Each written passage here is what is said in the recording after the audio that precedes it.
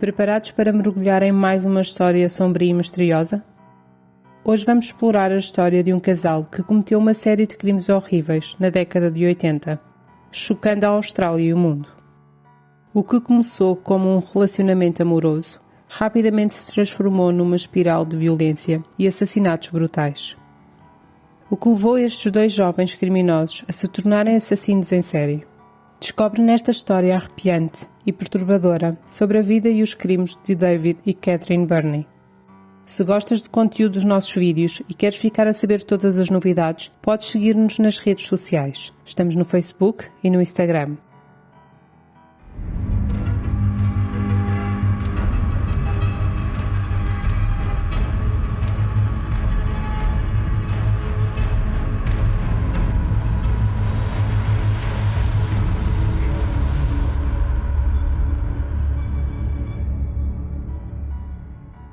David Burney nasceu a 16 de fevereiro de 1951 e era o mais velho dos 6 filhos de John e Margaret Burney.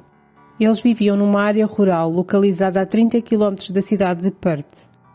A mãe Margaret era alcoólica e as pessoas descreviam-na como uma mulher suja, com muito mau aspecto. Margaret gritava constantemente com os filhos e esperava que os mais velhos tomassem conta dos mais novos. Quando algum dos filhos fazia algo errado, ela batia-lhes com o cabo de uma vassoura. Existiam também rumores de traições entre o casal e até de incesto dentro da família. John e Margaret viviam dificuldades. O salário mal chegava para cuidar de uma família tão grande e, por vezes, a segurança social tirava-lhes os filhos. Mas isso nunca durava muito tempo e as crianças acabavam sempre por voltar para casa. Em 1963, a família mudou-se para a cidade de Perth. Foi nesta nova casa que David iria conhecer e formar um grande laço de amizade com Catherine Harrison, a vizinha do lado apenas 3 meses mais nova. Catherine nasceu a 23 de maio de 1951. Ela tinha 2 anos quando a sua mãe morreu durante o parto do seu irmão mais novo. 2 dias depois, o irmão acabaria por morrer também. Depois da morte da mãe e do irmão, Catherine mudou-se para a África do Sul com o pai. Incapaz de educar e sustentar Catherine, o pai enviou-a para viver com os avós maternos. Apenas 1 ano depois, os avós enviaram-na para viver com uma tia. Parecia que ninguém a queria sustentar e, com tudo isto, Catherine tornou-se uma criança triste, que raramente sorria e tinha muitos poucos amigos. Após alguns anos, Catherine estava novamente a viver com os avós maternos, que não a deixavam brincar com mais nenhuma criança. Quando Catherine tinha 10 anos, o pai pediu e ganhou novamente a sua custódia. David e Catherine conheceram-se com 12 anos e aos 14 estavam numa relação amorosa e sexual. O pai de Catherine era contra, visto que David tinha constantes problemas com a polícia. Mas isto apenas tornava ainda mais forte a relação do jovem casal. Neste período, os pais de David divorciaram-se e nenhum dos dois quis a custódia dele e David ficou a cargo dos serviços sociais. Aos 15 anos deixou a escola e tornou-se um jockey semi-profissional. Um jockey é o que se chama a pessoa que monta o cavalo nas corridas de cavalos, um dos desportos mais populares na Austrália. Como parte do contrato, David passou a viver numa pensão perto do hipódromo de Ascot, onde ele trabalhava. Alguns colegas queixavam-se que ele expunha as suas partes privadas em público, mas nunca foram tomadas medidas sobre tal comportamento. Até que, 6 meses após se mudar para a pensão, David entrou num apartamento da sua senhoria todo nu, apenas com uns colãs a tapar a cara e tentou violá-la. A senhoria, uma senhora idosa, gritou e resistiu, o que fez com que ele fugisse sem consumar o ataque. O patrão descobriu o sucedido e despediu-o na hora. Depois disso, ele e Catherine passaram o resto da juventude em problemas com a polícia por pequenos crimes. A primeira vez que foram apanhados foi em junho de 1969, quando tinham 18 anos. Foram acusados de 11 crimes de roubo e invasão de propriedade privada. David foi sentenciado a 9 meses de prisão e Catherine foi condenada a pena suspensa. No mês seguinte, novos crimes de roubo foram descobertos e ambos foram novamente condenados. David recebeu mais 3 anos para juntar à sua pena e Catherine recebeu, novamente, pena suspensa. Em julho de 1970, praticamente 1 ano após ter sido condenado, David fugiu da prisão. A primeira coisa que fez foi ir ter com Catherine e juntos voltaram à vida de crime. foram apanhados menos de 10 dias depois. Em sua posse tinham perucas, dinamite, detonadores e rádios. Foram acusados de 53 crimes de roubo e David viu serem acrescentados mais 2 anos e 6 meses à sua pena e Catherine, pela primeira vez, foi sentenciada a tempo real de prisão, 6 meses. Durante o tempo em que esteve presa, um agente policial conseguiu convencê-la que seria melhor para ela deixar de se associar com David e seguir a sua vida dentro da lei. Talvez, devido a ter percebido que a vida na prisão não é fácil, ela concordou com o agente e, quando terminou a sua pena, encontrou um trabalho honesto como empregada doméstica da família McLaughlin. Em 1972, no dia do seu 21º aniversário, pouco mais de um ano depois de começar a trabalhar para os McLaughlin, Catherine casou com Donald, o filho mais novo daquela família. Juntos tiveram 7 filhos, mas um deles morreu atropelado quando tinha apenas 7 meses, à porta de casa. Catherine assistiu ao acidente. David, após sair da prisão, também seguiu com a sua vida e casou pouco tempo depois com uma mulher chamada Carrie. Juntos tiveram uma filha chamada Tanya. Aparentemente, a vida corria bem. Ele tinha deixado a vida do crime e tinha agora um trabalho honesto. Mas tudo isso mudou 6 anos depois, quando David sofreu uma lesão na cabeça no trabalho. Carrie começou a notar uma mudança no comportamento do marido. David tornou-se agressivo, constantemente irritado, começou a tratá-la mal e a traí-la com outras mulheres. 4 anos depois do acidente, David chegou a casa com uma rapariga de 16 anos, que dizia ser a sua namorada. Mandou a filha ir para o quarto da mãe e ele mudou-se para o quarto da filha com a namorada. Incrédula com a situação, Carrie pegou na filha e saiu de casa de vez, acabando com o casamento de 10 anos. Em 1985, Catherine e Donald viviam com os 6 filhos, quase em pobreza extrema. Um mês após o nascimento do filho mais novo, Catherine fez uma esterectomia, uma cirurgia para retirar o útero. Quando o marido Donald foi visitá-lo ao hospital, encontrou David Burney no quarto. Segundo algumas pessoas, Catherine e David tinham voltado a ter uma relação há pelo menos 2 anos. Quando saiu do hospital, Catherine separou-se de Donald, deixando-o com os 6 filhos e foi viver com David para a casa dele, a 15 km de Perth. Pouco tempo depois, Catherine oficialmente mudou o seu último nome para Burney. Foi a partir deste momento que este casal ficaria na história da Austrália pelos piores motivos. Estávamos em 1986 e Mary Nilsson, de 22 anos, estudava Psicologia na universidade. Para ajudar com os custos, Mary trabalhava numa mercearia da zona. No dia 6 de outubro, depois de sair do trabalho e como as aulas só começavam dali a umas horas, ela aproveitou para ir a um ferro velho trocar um pneu do carro. Quem a atendeu foi David Burney, o novo empregado daquele estabelecimento. Ele mostrou-lhe alguns pneus, mas disse-lhe que se ela fosse à casa dele, ele conseguia arranjar-lhe uns mais baratos. Mary agradeceu a oferta e combinaram uma hora perto do final do dia.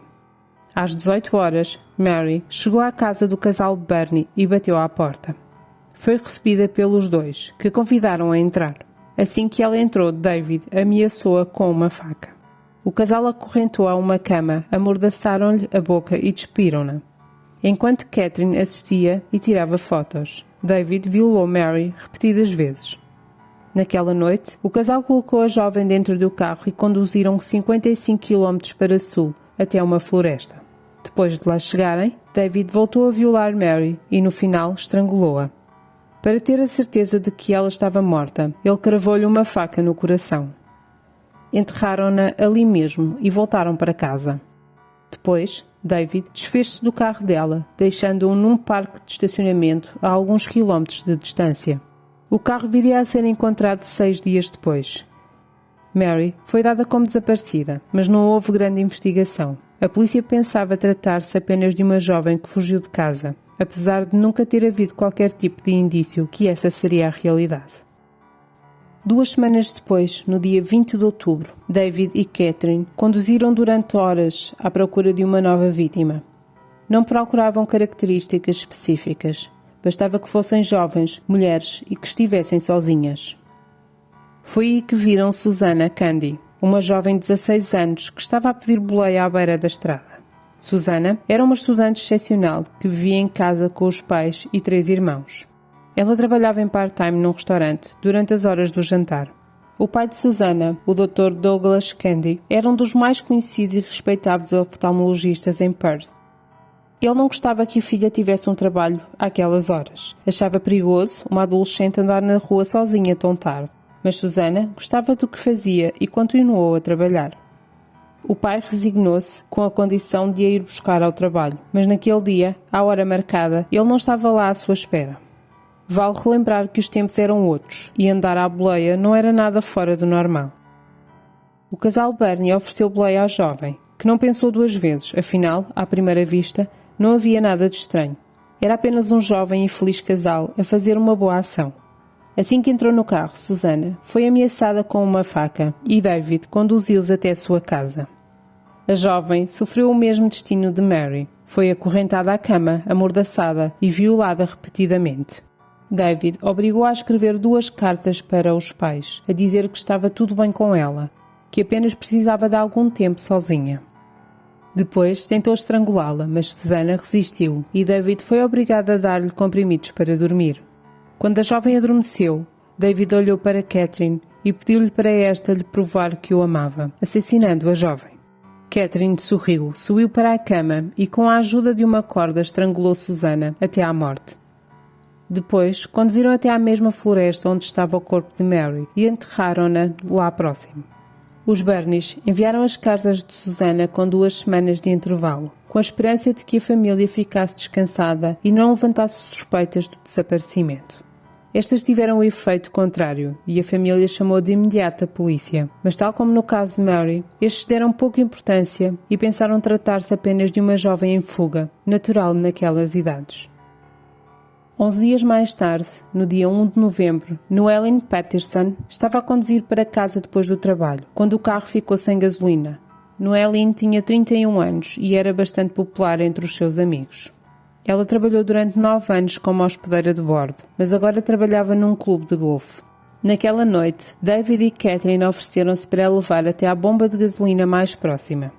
Ela aceitou e assim que entrou no carro, tal como aconteceu com Susana, foi ameaçada com uma faca e levada para a casa do casal.